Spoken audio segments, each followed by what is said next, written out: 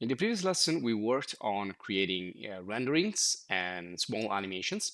And also we started to produce some of the frames and to render some images. So in this video, we're going to go and discover more about animations and effects in Blender.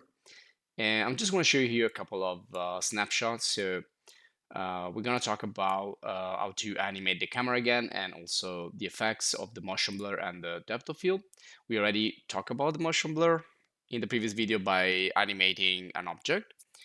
And also we're going to talk about animation in general because before we worked in static renderings, fixed renderings. Now in that case, you can increase the level of quality and the various effects like the volumetric light, the displacement, the grass with the RM4, and all those things that we saw that are good when you do just one single frame.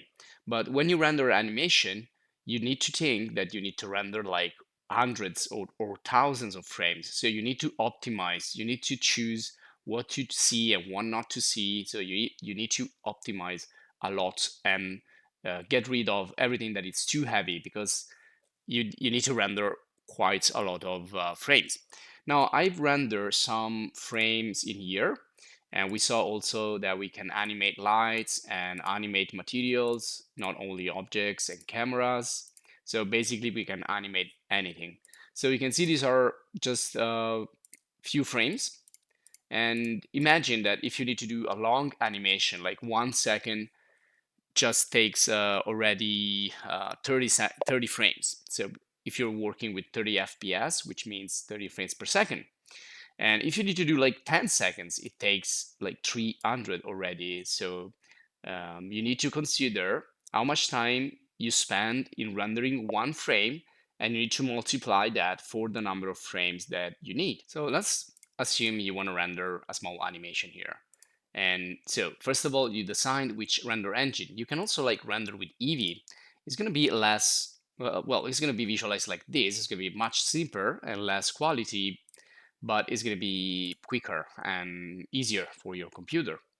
Then you need to consider here in the rendering part, the maximum samples, the noise threshold. If you fix this, you may have like, again, not good quality result, but faster and well in line with your timing. And also, this is really important to set a time limit. So if I say that I want to spend 2 minutes, which is not a long time for a single rendering, so I want to say that each frame, each render is going to take 2 minutes, then I can do that math, I can do that calculation. And so you need to take this value here, so this the single time for one single render, and multiply for the animation. So moving forward, also the resolution influences the timing. So well, bigger resolution, they have much more quality, but they take more time to render with enough quality. And then the frame rate. So now we picked here 30 frames per second, but you can also pick 24, which means 6 less frames each second of animation. So this could be something to make lighter the animation. If you're planning to do slow motion effects, things like that, you may want to go even in a higher number, like 100, 200 frame per second. So this is kind of the medium quality in terms of frame rate. And then the frame range. So you need to now decide how many frames, how many render you want to do. For example, if we want to do, as we said before, a 10 seconds animation, just 10 seconds, it takes 300 frames if you're planning to do 30 frames per second. So again, it's just plain math. So you take this value here, which is 300, and you multiply this by the time limit for each one of the render, you get 600 minutes. Now, 600 minutes means 10 hours. So 10 hours for just 10 seconds of animation. Now, 10 hours is not even like a really big, a long time, a big period. Sometimes you need to render like 1 day or 2 days if you want to do animation. Animation is pretty heavy. So this gets us to the next point, which is the output. Now in the output, you can choose, you can also do 3D, by the way, which is, it works with the stereoscopic. So you have left and right. And so this is going to be even heavier. And here in the output, you can choose the media type. If you want, you can render directly in a video. So it's going to create a video and just click play and you can play back. But my suggestion, and in general, it suggests that you render images. Why? First of all, because you can choose to have an alpha channel, so you can remove the background, as we already saw for the single images before. And just to recap, we need to go to render cycles, and we need to go to film, and we need to do transparent. So that's going to remove the background.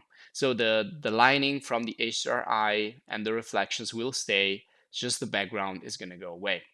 And then you can do video montages and work with the video and animation application or software. So first of all, you can remove the background with the alpha channel. Second of all, you can have a compression here. You can decide if you want more quality or more compressed results. And then you can also fix that again later on in a video editing application. And last but not least, when you render images, you can stop anytime. And so let's say you render from frame 1 to frame 100, and then your computer breaks up, or the electricity goes away, or whatever happens that turns off the computer, you don't lose those calculation. You have stored those into the folder that you specified right here. So it's kind of an auto-saving feature for frames. And so if you reopen the computer, restart the computer, then you can start not from the beginning, but you can start like from frame 101 to frame 300. So now what happens next? I mean, let's start to think about what we're going to do after Blender, what we're going to move to. Well, usually you will move into post-production, and if you're working with videos and animation, you're probably going to use After Effects, and you're going to take all those frames, all those images, and you're going to create a sequence out of those images. That's a really simple step in After Effects, and you can check the After Effects video course for that. Now, the alternative for After Effects is Natron. You can find also a video course in Natron in the channel, as well as Premiere Pro, which is just for video editing, not like creating more spectacular effects like After Effects, but this is, you know, straight video editing plus a lot of extra tools and add-ons that will make you happy, and so they can create a lot of effects. And then you have the alternative here like shotcuts, or you have open shots. These are all free. And then you have also other open source. You have also CapCut. It's another one that, and again, all of this stuff can be found in the channel as a video course. So instead, if you're planning to do video animation and 3D video animation, I suggest again Twinmotion. Twinmotion is wonderful because it's not so heavy and it creates beautiful animations. You have animated people, animated vehicles. You have animated trees, animated water. A lot of things that it takes a lot of time in Blender. Here are like presets, so it's gonna make your life easier. And also an alternative is Enscape, but also Lumion could be an alternative, but also more expensive. And you'll find all of this in the channel.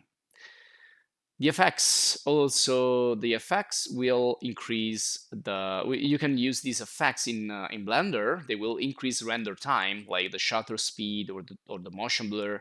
But some of these can be rendered also in After Effects or other post-production software.